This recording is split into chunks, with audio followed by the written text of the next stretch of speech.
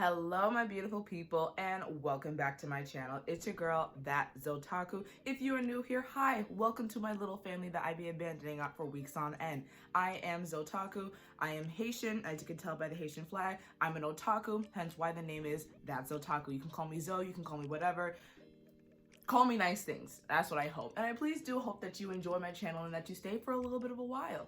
We have some people that be coming back in and out. What's up, people? What's up, fam? I love y'all over there. I love y'all wherever you guys are. Over here, we talk about anime, cartoons, pretty much anything animated because we wholeheartedly believe with every fiber of our being that animated characters are way better than actual human beings because have you seen the world that we live in today?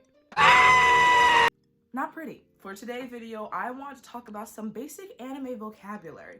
I've been a huge anime fan for about like 10-15 years at this point, and when I first started getting into anime, it would have been really great if someone gave me just like a little cheat sheet of all the words that people be talking about in the community. Like, I didn't understand what weeaboo meant, I didn't understand what a DERE character was, I didn't understand what hell an otaku was, and now that's my name. A lot of the things I had to learn was basically from trial and error, like talking, trying to piece together the memes that people are talking about, trying to get the jokes, making sure that I avoid certain things at all costs. I'm looking at you, Boku no Pico. All y'all people that told me to watch that when I was younger, go to hell.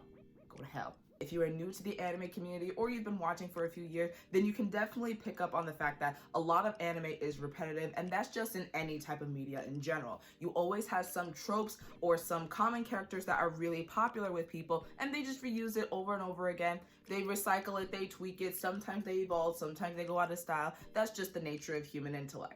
In this case, we're going to be talking about the DERE characters. Maybe you know some examples of some popular DERE characters, some of which will be in this list. You know what type of character they are, you just don't know what they are called. You don't know what their term is called, and I didn't know. It took me a minute to start understanding what the different DEREs were, and there are so many different types. I'm only going to be talking about like 5 in this video, but if you want, I can do a part 2 to this video because there are so many different DEREs, and you can see a lot of your characters where it's like, oh, I see why you like that now, because you are a character that's based off of a whole like cycle of popularity to make these companies money. Like, I get it why you're like this now.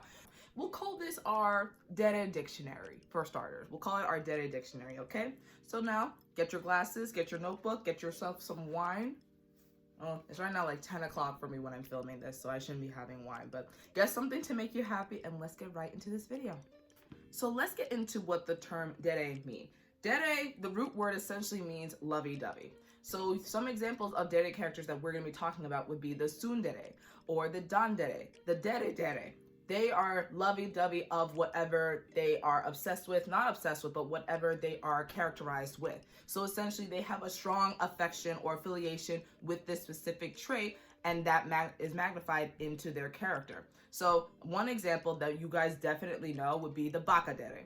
Baka means idiot. I'm pretty sure that's a basic term that all of us know, but if you didn't know, baka means idiot. So bakadere would mean a loving idiot, an idiot that loves being an idiot. So some examples of characters that you would see would be like Goku from Dragon Ball Z, Luffy from One Piece.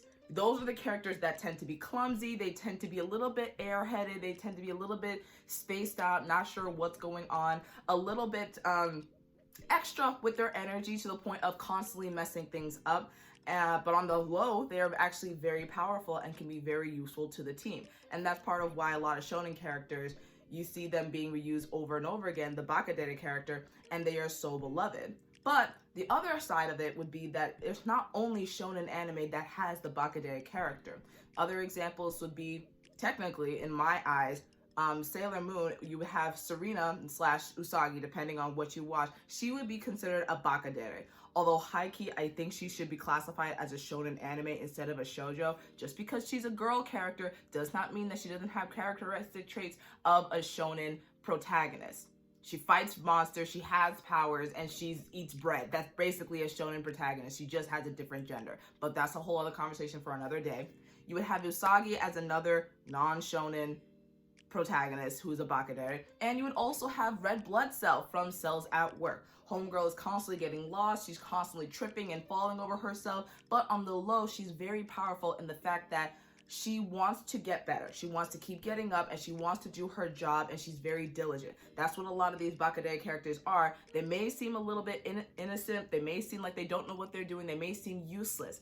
But on the low, if you try them, they will fuck you up, or they will prove you wrong and always come back on top to shine you out. So that's why we love the Bakudei characters, and they make amazing main characters. The second DERE character type that we have is the DERE. I know, a little bit of like a play on words, like a double alliteration. We call it alliteration. DERE characters, if you get it right now, you understand that DERE means love. DERE means someone that loves love. So they are very affectionate. They are very friendly. They are very outgoing. They love their friends. They love their family. And most importantly, they love their love interest. They are unabashedly outspoken with their love. They love being in love. They love talking about their love interest. They enjoy being flirtatious. They enjoy being cutesy with their partner, and they're not afraid to show it. And honestly, I respect that in a character. If you love me, I want you to love me out loud, but not to the point of embarrassing me like some of these characters tend to do, but it makes for cute comedy.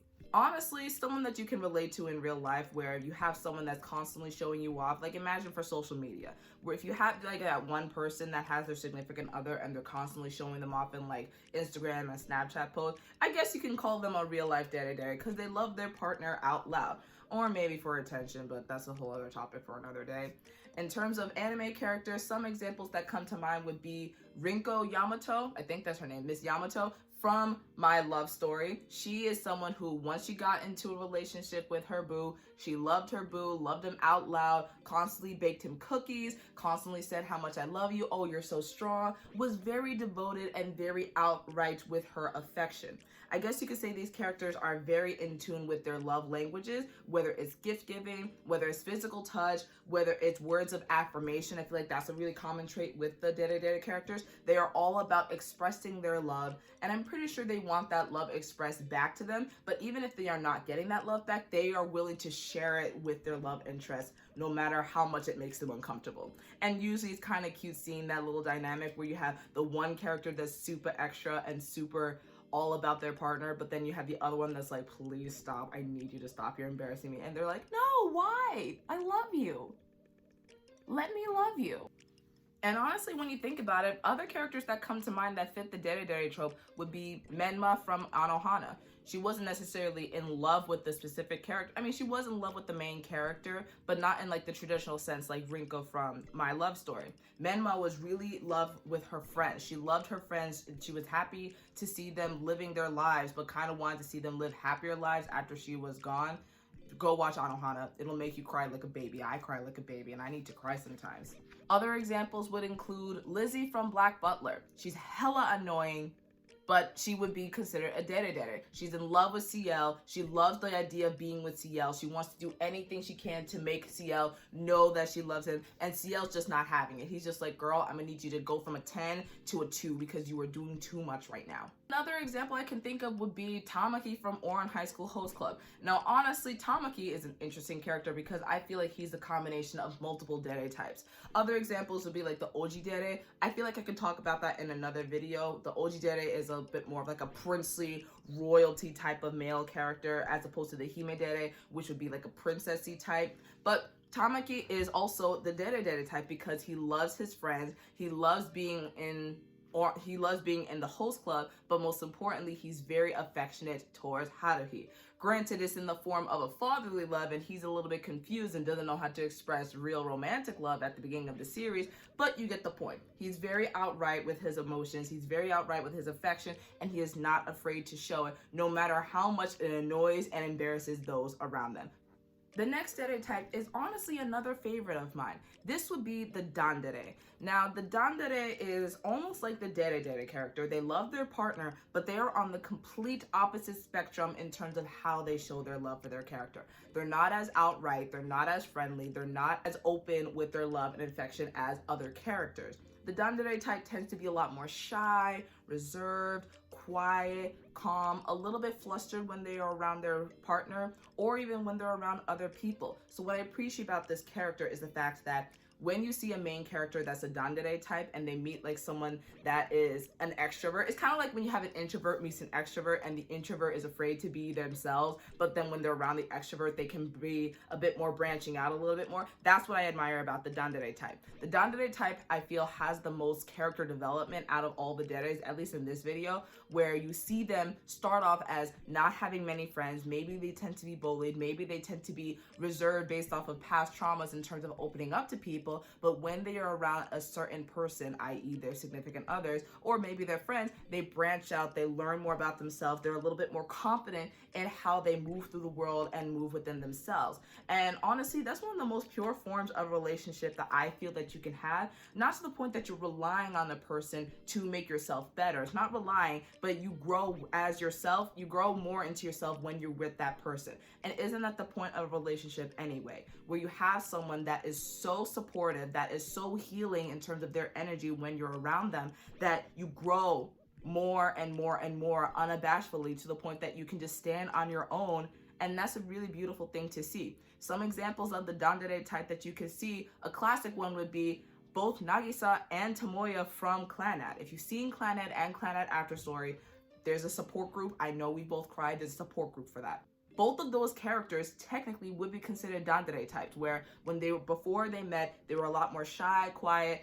Tomoya had a little bit more of childhood traumas in terms of with his father and trying to avoid all people. And as for Nagisa, she had been sick her entire life, so in terms of making friends, she had a hard time making friends. But both of them come together and they bring out the best in each other, where now, because they are growing with each other, they are able to attract more and more good people around them and have an actual support system of friends that love them for who they are. And both of them did that together, and that's why I love Clannad. So that's an example of a Yandere type in terms of both of them being Yanderes and working really well together. And now we are on to number 4, which is our tsundere characters.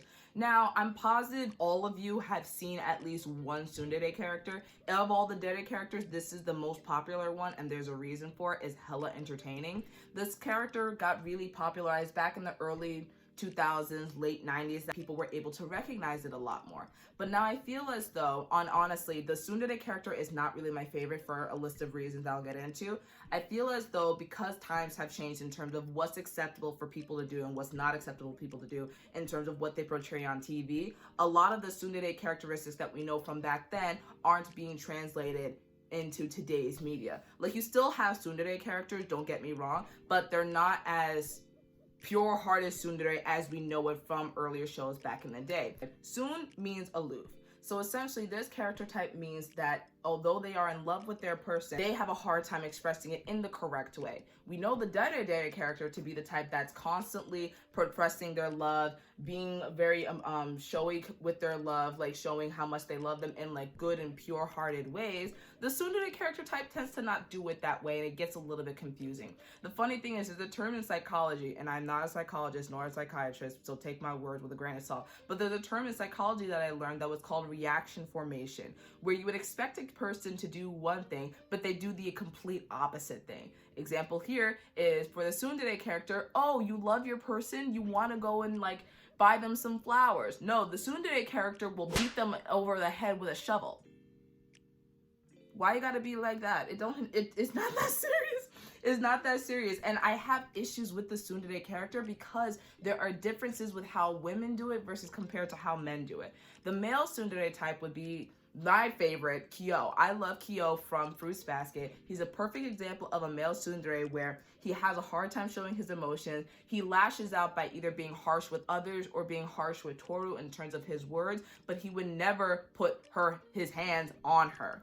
However, for the female tsunderes, examples being Haru from Love Hina, Taiga from Toradora, or even Asuka from Neon Genesis Evangelion, when they are around their significant other and they want to show affection, they will beat them over the head with a shovel or beat them into outer space. And we used that back in the 90s and the 2000s as a comedic element, but in my head now, it can't really translate that well because that's not really fair or nice. Like, yes, I get it, you have issues expressing your emotions, but that doesn't mean you take it out on that person physically. Like, that's domestic abuse. That's not cute. We don't do domestic abuse over here. Like, think about it. Flip it a little bit. If Kyo was to go around beating Haru over the head whenever he got flustered with his emotions, what would we call that? Exactly. So just because the males can't do it, the females, we need to keep that same energy. And I think that's what writers are starting to learn a little bit more. Like, some of the antics of tsundere characters for the females is starting to change a little bit, where one, I don't think it's as popular as it was back in the day, but two, I don't think they do the whole let's throw you into outer space because I walked in on you naked and I'm uncomfortable, so now I'm gonna beat you into space because I walked into your space while you're naked. Like, girl, come on, stop it. I'm gonna need you to, like, again, take that energy from a 10 and bring it down to like a -2 because you're doing the most right now. It's still a popular character for a reason, because you have a lot of the comedic elements, kind of like with the Bakadere is very popular, where the clumsier elements are still where you get the most comedic relief. But there comes a time where we have to develop as a society, and we can't be having domestic violence be a comedic element anymore. Kind of like how with a lot of these characters, we can't be having perverts in anime be the cute comedic relief anymore. Like, no, we don't want any more peeping toms. We do not want any more Minetas. You get what I mean? Exactly. And last but not least, we have the Yandere type. You've definitely seen the Yandere type in terms of memes, in terms of certain anime. It's also a very popular one. They have some slight differences compared to the tsundere type in terms of Yandere comes from the word yanderu, which means mentally ill. These type of characters love their person. They love their person so much to the point of an unhealthy obsession. They can go through blackmail, they can go through physical violence, they can go through death to make sure that nobody gets in the way of expressing the love that they want to their partner, whether the partner wants it, consents to it, or not. Again, I have issues with some of these characters, but I get why they're popular. You have some comedic elements, plus it's very interesting to see how characters can be, well, demented enough to do certain things for the sake of love. Usually this character is seen in a lot of psychological thriller anime if they are the main characters. They're not traditionally seen in like the other ones where you have like harem animes or reverse harem animes where they're a lot more well known. These yandere types are in a specific subgenre where they are in their psychological thriller, and the whole premise is about how they got messed up to the point of wanting to enact their love in such an unhealthy way.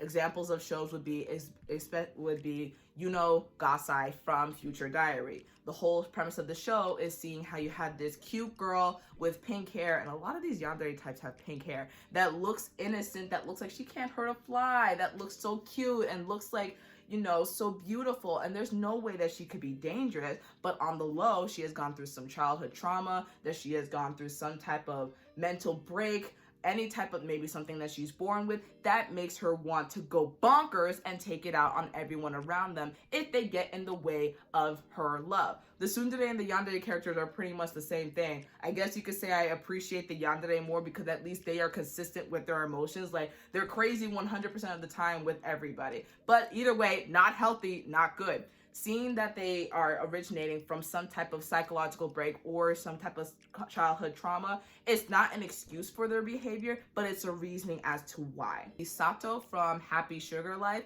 she, again, pink hair, looks cute, looks innocent on the outside, but when you start to see their home life or to see how they interact with other people, you see some unhealthy obsessions and some unhealthy behaviors. And another example would be Anna from Shimoneta. Now, you may be thinking, Anna from Shimoneta, she wasn't doing anything violent. She was just really, really horny, and she didn't realize it. Now, technically, yes, she would be a yandere type because she was misconstruing her love for whatever his name was. I forgot his name because a lot of these characters tend to look the same. Anna was misconstruing her love for him with lust because she didn't know any better. And it got to the point that she was, again, unhealthy obsession with him, where, again, you cannot be making cookies with your juices and then feeding it to someone and think that that's love. Like, you get what I mean? The whole key term is the obsession part, an unhealthy obsession part, where the main character or others around them are being put at risk, are being put in uncomfortable situations, consent is being ignored. Like, makes for great comedy, makes for entertainment, and I guess that's where it's important, where even though a lot of these characters can have some problematic tendencies, it's up to you as a viewer to be smart enough to understand that, oh, this is just a show, I can't be doing this in real life. Like, no, I cannot be giving discharge cookies to my love interest and expect that to be okay. I will go to jail for that, and maybe be considered like sexual harassment, because it is sexual harassment. There are so many different DERE types that aren't as problematic, that don't have as many issues as these last couple ones that I've talked about. I would love to hear your thoughts in the comments about some of these DERE types. If you would like a part 2, comment down below what other DERE characters you would want me to talk about. What are some of your favorite, like Yandere, tsundere, or DERE characters that I didn't mention in this video? So I shall see you guys in the next one, and bye!